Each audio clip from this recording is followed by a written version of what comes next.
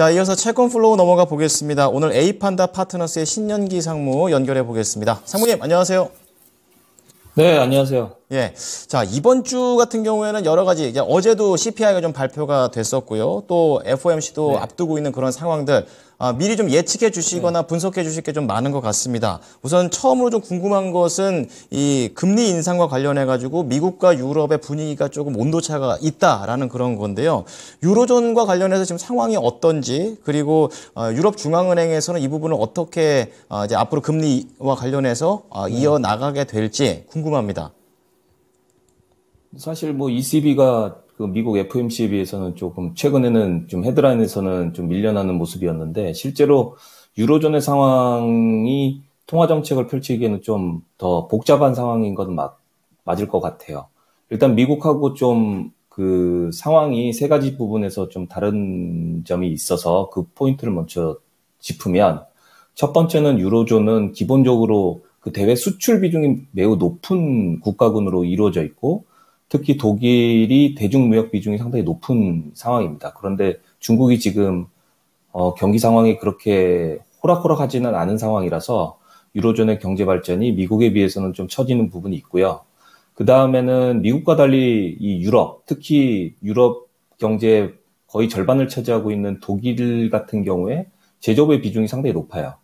그러니까 제조업 같은 경우에는 서비스업보다 훨씬 그 비탄력적이라고 보시면 됩니다. 즉 이제 긴축 통화 정책의 영향을 상당히 많이 받게 되고 특히 노조의 그 파워가 세기 때문에 좀 탄력적인 임금이라든지 탄력적인 고용 정책이 좀 어려운 분위기입니다.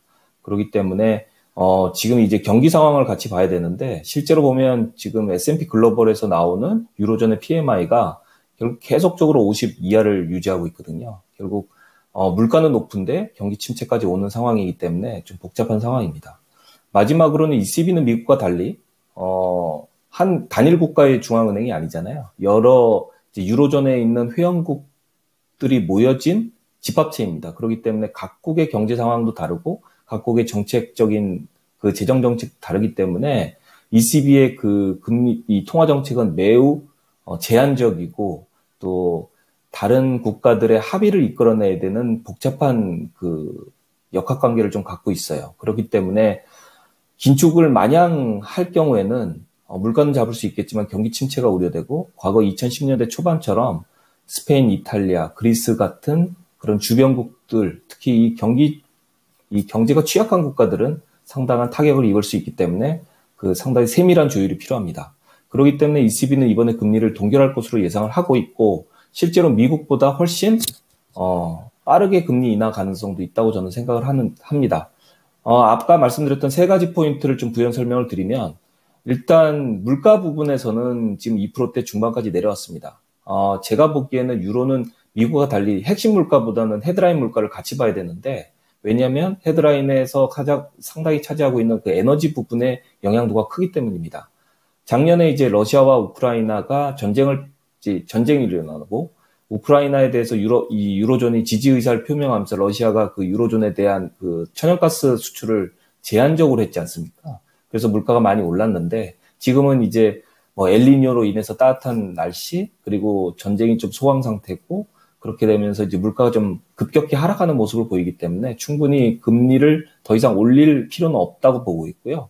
두 번째는 이제 독일의 경제 상황이 심상치가 않습니다. 아까 말씀드렸듯이 제조업 중심의 독일 경제가 결국 긴축 통화 정책이 일어날 경우에는 상당한 타격을 입을 수 있다.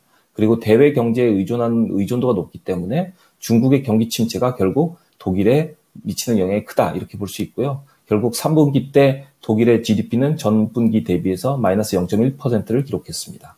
마지막으로는 아까 말씀드렸듯이 유로존 내외의 국가들 비중으로 보면 수출 비중이 중국의 두 번째로 높은데 중국의 경기가 심상치 않다는 거, 특히 내년에도 중국의 경기 부양이 있더라도 중국의 경기가 쉽사리 풀릴 것 같지 않습니다. 과거에는 6%가 이 스레시홀드였다면 지금 5%가 스레시홀드인데 금년, 내년 중국의 경제가 5%를 달성하기 쉽지 않기 때문에 그렇습니다.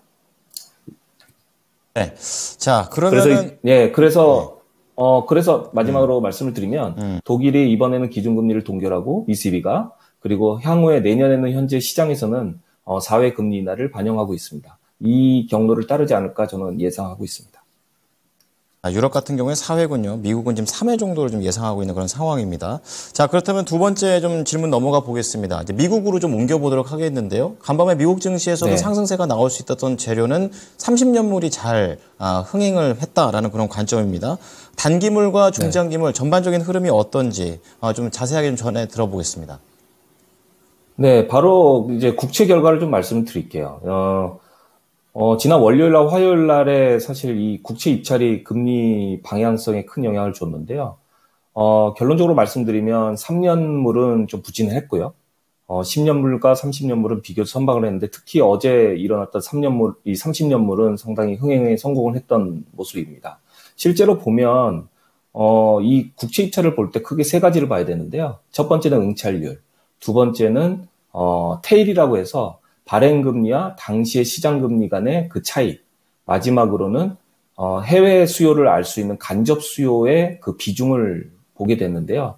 먼저 3년물부터 보시면 3년물 같은 경우에는 좀 부진했어요.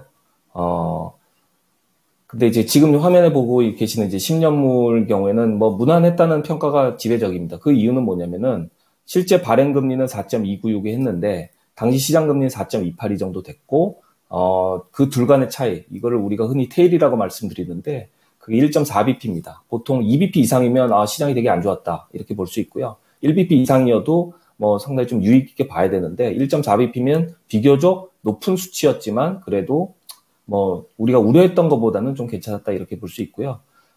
응찰률은 2.53으로서 이제 시장 이제 6개월 응찰률 평균의 2.49보다는 좀 높았다. 그래서 수요는 괜찮았다 이렇게 말씀드릴 수 있고, 마지막으로 이제 간접 수요, 이제 해외 투자자나 리얼머니들이 이제 들어갔던 비중을 보면 63.8%로 지난 6개월 평균 66.4보다는 좀 낮았습니다. 그래도 63%면 뭐 상당히 괜찮았다 이렇게 말씀드릴 수 있겠고요. 어제 이제 했던 30년물이 상당히 키포인트였습니다. 왜냐하면 이 30년물은 물가에 상당히 영향을 받는 구간이거든요. 그래서 이 30년물을 보시면, 실제 발행금리는 4.34였는데, 당시 시장금리는 4.347이었어요. 그래서 테일금리는 오히려 마이너스를 기록하면서, 수요가 상당히 세구나, 이렇게 시장에서는 평가를 했고요. 그 다음에 응찰률은 2.43으로서 6개월 평균 2.4보다는 좀 높은, 그리고 더욱이 간접 수요가 68.5%로 지난 6개월보다 6개월 평균인 66.6%보다는 좀 높은 수준이었습니다. 결과적으로는 장기물에 대한 수요가 좀 상당히 좋았다. 이것은 물가에 대한 우려가 예전보다는 많이 낮아졌구나 이렇게 평가를 할 수 있겠고요.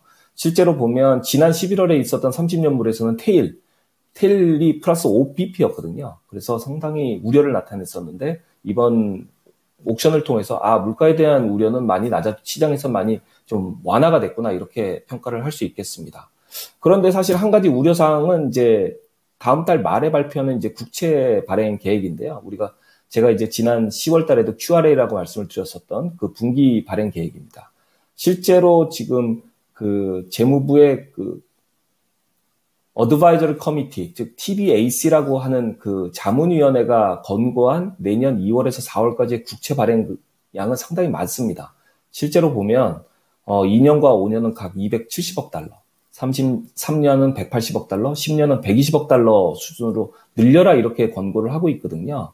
만약 이 권고항을 상당 부분 받아들인다면 지난 8월과 같은 금리의 급등도 예상을 할 수가 있는데 제가 한 가지 좀 편하게 생각하는 부분은 그때보다는 훨씬 시장 상황이 좀 누그러졌다 이렇게 말씀드릴 수 있겠습니다. 왜냐하면 경기 지표가 그만큼 둔화가 되고 있고 특히 물가 부분에서 둔화되는 모습, 그리고 내년 1월에 있을 그 예산안 그 협상 과정에서의 약간 안전자산 선호 현상도 이제 우리가 감안해 봤을 때는 금리 상승이 급격하게 일어날 가능성은 좀 작다 이렇게 말씀드리겠습니다. 자, 마지막으로 시간상 좀 짧게만 좀 대답을 해주셨으면 좋겠는데요. 어제 이제 CPI 나왔습니다. 어떻게 평가하시는지, 그리고 우리가 또 FOMC 앞두고 있기 때문에 이 재료가 연준한테는 어떠한 영향을 미치게 될지 전망 부탁드리겠습니다. 결론적으로는 뭐 시장 예상대로 나왔고요. 뭐 항목별로 보면 휘발유가 떨어지고 대신 이제 주택 가격하고 중고차 가격이 좀 올랐는데 이 부분은 사실 일시적이라고 볼 수 있겠습니다. 중고차는 지난 파업 때문에 일시로 상승했던 부분이라고 시장에서 평가를 하고 있고 주택은 뭐 매번 말씀을 드리지만 그 물가 둔화 이제 반응 속도가 느리기 때문에 점점 둔화하고 있다 이렇게 확신하는 것 같습니다. 결국 이번 CPI가 FOMC는 큰 영향을 줄 것 같지는 않고요. 오히려 제가 봤을 때는 내일 FOMC에서 얼마나 점도표에 영향을 줄지 그리고 파월 의장이 어느 정도의 매파 스탠스를 가질지가 더 주목되는 것 같습니다. 자, 점도표 그리고 파월 의장의 발언 잘 지켜보도록 하겠습니다. 오늘 말씀 감사합니다. 감사합니다. 네, 자 오늘 채권 플로우는요 A판다 파트너스의 신년기 상무의 전망을 들어보셨습니다.